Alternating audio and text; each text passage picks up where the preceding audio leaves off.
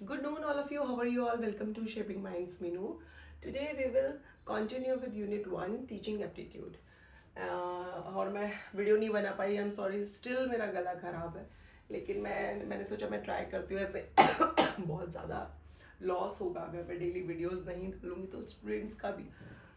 Start करते हैं गैगनेस की लर्निंग हायरार्की से। मैंने आप लोगों को ब्लूम टेक्सोनॉमी बताया था, किस तरह से बच्चा जो है उसके क्या स्टेजेस होते हैं, किस तरह से वो आगे जाके दूसरे लेवल को अचीव करता है। अब हम देखते हैं गैगनेस लर्निंग हायरार्की में बेसिकली है क्या। गैगनेस जो है वो बोलते हैं कि इसमें उन्होंने स्टेप्स बताए लर्निंग के, कि किस तरह से क्या क्या चीज़ें होती हैं, फर्स्ट आपको क्या करना है, तब आप दूसरे पॉइंट पे पहुंचेंगे। दैट मीन्स वो बात करते हैं सीक्वेंस की। कोई भी चीज़ सीखने के पीछे एक सीक्वेंस होता है, चाहे आप पढ़ाई करते हैं उसमें, चाहे आप डांस सीखते हैं उसमें भी एक सीक्वेंस है। हर एक चीज़ जो आप नया स्किल अपने अंदर लाना चाहते हैं, उसको सीखना चाहते हैं। इवन आर्ट, हम बच्चों को ड्राइंग सिखाते हैं ना, तो उसमें बच्चों को पहले कुछ छोटी छोटी पिक्चर्स दी जाती हैं, कुछ सिंपल सी चीज़ें दी जाती हैं ड्रॉ करने के लिए। फॉर एग्जांपल हो गया आपका स्टार, ऐसे बताएंगे ऐसे बनता है स्टार। तो इजी टू हार्ड की तरफ बढ़ते हैं हम लोग। वही है गैगनेस का हायरार्की। अब देखते हैं, also known as Gagne's 9 events of instructions. Instructions sequence. Instructions क्या है कि 9 इसमें इंस्ट्रक्शंस हैं कि कैसे आप स्टेप बाय स्टेप आगे बढ़ते चलेंगे और चीज़ों को सीख लेंगे। एंड में एक ऐसी स्टेज आएगी जब आप परफेक्ट हो चुके होंगे उस चीज़ में। सीक्वेंस फ्रेमवर्क ऑफ इंस्ट्रक्शंस, इसमें क्या होता है, सीक्वेंस फ्रेमवर्क पूरा बनाया जाता है। फर्स्ट स्टेज, सेकंड स्टेज, इस तरह से टोटल 9 है। कितने हैं अगर आपसे कोई पूछे तो टोटल 9 इवेंट्स की बात करते हैं गैगने। आइए इसको समझते हैं कि किस तरह का। फर्स्ट स्टेप आपका होगा गेनिंग अटेंशन। मान लीजिए मैं आपको टीच कर रही हूँ, तो आप तो हैं बड़े स्टूडेंट्स, है ना। जैसे होता है एंड्रोगॉजी, यस एंड्रोगॉजी बोलते हैं उसको। जब आप जो बड़े स्टूडेंट्स हैं, जो छोटे बच्चे नहीं हैं, बड़े हैं, मास्टर्स कर चुके हैं, बीए कर चुके हैं, है ना, ग्रेजुएशन, पोस्ट ग्रेजुएशन, तो वो स्टूडेंट्स को पढ़ाना और भी ईजी है। लेकिन मैं इसको छोटे बच्चों का एग्जाम्पल देके आपको समझाती हूँ, या फिर आपका एग्जाम्पल भी ले सकते हैं, यूजीसी नेट मान लीजिए। Gaining attention. कोई भी टीचर जब क्लास में आएगा, बच्चों को जब वो टीच करेगा, तो क्या होगा कि अटेंशन को गेन करेंगे। यानी बच्चों को, बच्चे क्लासरूम में हैं तो उनकी अटेंशन ली जाएगी पहले। कहने का मतलब ये है, बच्चों को आप कुछ ऐसी चीज़ें बोलेंगे, कोई ऐसा इंटरेस्टिंग टॉपिक उन्हें पहले बताएंगे, अपनी कोई लाइफ से रिलेटेड स्टोरी बताएंगे, ताकि बच्चों का ध्यान आपकी तरफ हो जाए कि ठीक है, स्टूडेंट, टीचर कुछ बता रहे हैं, सुनते हैं, कुछ इन्हें इंटरेस्टिंग लगना चाहिए। तो स्टूडेंट क्या एकदम से अवेयर हो जाएंगे, अरे टीचर कुछ बता रही है। ये होता है गेनिंग अटेंशन, यानी बच्चे जो डिस्ट्रैक्टेड हैं उन सबका ध्यान अपनी ओर खींचना। जब बच्चे क्योंकि डिस्ट्रैक्शन से एक सेंटर पे फोकस करेंगे, डिस्ट्रैक्ट नहीं होंगे, तभी वो कोई चीज़ पे ध्यान से सुनेंगे और सीखेंगे। नेक्स्ट स्टेप हमारा होगा informing learners of the objectives. फिर आज मैंने आप लोगों को बताया ना कि गैगने लर्निंग हायरार्की क्या है। मैंने लास्ट वीडियो में बताया था कि ब्लूम टेक्सोनॉमी के बारे में। तो मैंने क्या किया, मैंने पहले आपको गैगने हायरार्की का छोटा सा इंट्रोडक्शन दिया कि ये है क्या। ऐसा नहीं है ना कि मैं सीधे जंप कर गई कि इसके 9 इवेंट्स हैं, चलो हम पढ़ते हैं। तो पहले आप जो भी टॉपिक है, पहले आप उसके कुछ ऑब्जेक्टिव्स बच्चों को बताएंगे, क्या उससे बेनिफिट होगा वो बताएंगे, किस चीज़ में ये काम आएगा वो चीज़ें बताएंगे। ये सब होता है informing learners of the objective. Third is stimulating recall of prior knowledge या प्रियोर लर्निंग आपकी। फिर टीचर क्या करेगा, स्टूडेंट से पूछेगा कि उन्हें इस बारे में पहले और क्या क्या चीज़ें पता है, आप और क्या जानते हैं। तो टीचर ये फिर अंडरस्टैंड कर पाएगा जो आपके आंसर्स आएंगे कि ठीक है, बच्चों का अंडरस्टैंडिंग लेवल कितना है, उन्हें इस टॉपिक के बारे में उनकी प्रियोर नॉलेज कितनी है, क्या उन्हें और नॉलेज देने की ज़रूरत है, या वो आगे इससे कंटिन्यू कर सकते हैं। That is stimulating recall prior learning. Next is presenting the content. Then teacher क्या करेगा, अपने कंटेंट को प्रेजेंट करेगा। जो भी उन्हें टीच करना है, कोई भी टॉपिक हो। मान लीजिए जैसे वो होता है ना, इरप्शन होता है, ज्वालामुखी इरप्शन होता है, किस तरह से वो फटता है, क्या चीज़ें होती हैं, मैग्मा क्या होता है, लावा है, और कौन सी प्लेट्स में होता है ना, अर्थ के कौन से क्रस्ट में होता है, क्या चीज़ें पहले स्टार्ट होती हैं। तो वो चीज़ें क्या आपको प्रेजेंट करेगा कि आज हम इसके बारे में पढ़ने वाले हैं। Next is providing learning guidance.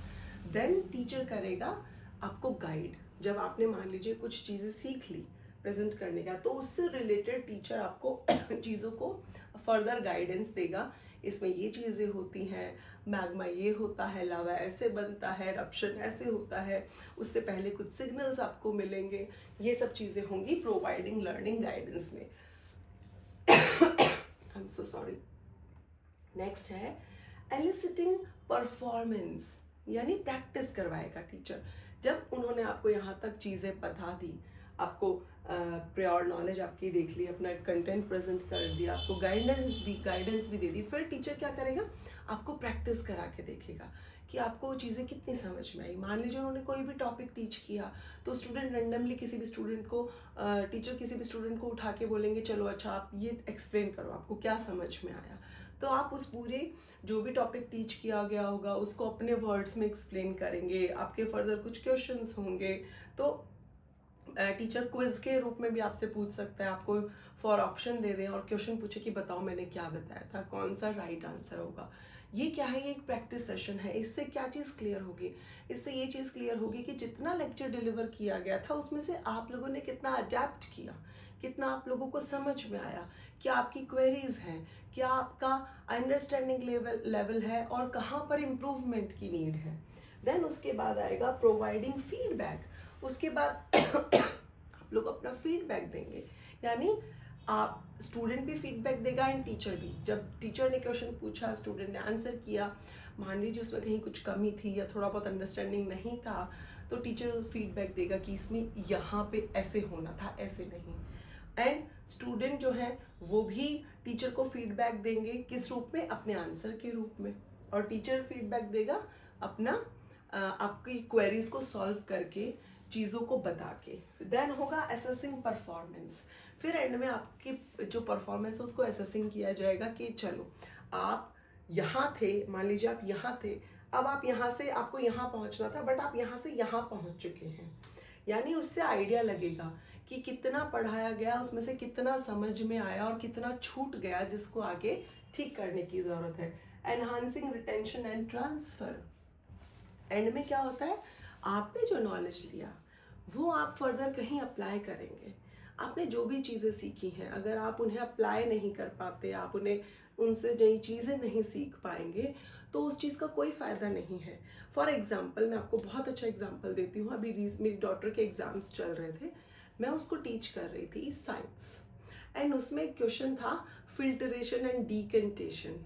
मुझे इतना अच्छा लगा कि उसने वो चीज़, टीचर ने उसको पढ़ाई, उसे समझी, उसने मुझे घर आके वो चीज़ करके भी दिखाई एक तरह से कि मम्मा देखो ऐसे होता है, एक पेपर होगा, गंदा पानी होगा, फिर किस तरह से ड्रॉप्स उस पर आएंगी, फिर ड्रॉप्स के थ्रू क्या होगा, जो मिट्टी है उस पानी में मिक्स, वो पेपर पे रह जाएगी एंड जो क्लीन वाटर है वो हमें मिल जाएगा। तो ये क्या हुआ, ये एप्लीकेशन हुई कि उसने क्लासरूम में जितना सीखा वो उसको समझ में आया और उसने घर पे आके वो चीज़ अप्लाई करके देखी। तो ये क्या चीज़ है, ये है एनहांसिंग रिटेंशन एंड ट्रांसफ़र। यानी आपने जो सीखा आपने उसको और एनहांस किया एंड उसको आगे आप ट्रांसफ़र भी कर सकते हैं, क्योंकि मेरी बेटी ने मुझे बताया ना वो चीज़, वो ट्रांसफ़र हुआ उसका नॉलेज। तो आप देखिए, आपके पास नॉलेज होगा तभी तो आप ट्रांसफ़र करेंगे। अगर आपके पास नॉलेज नहीं है, आपके पास इंफॉर्मेशन नहीं है, आपको प्रॉपर समझ में नहीं आई है चीज़, तो आप ट्रांसफ़र भी नहीं कर पाएंगे।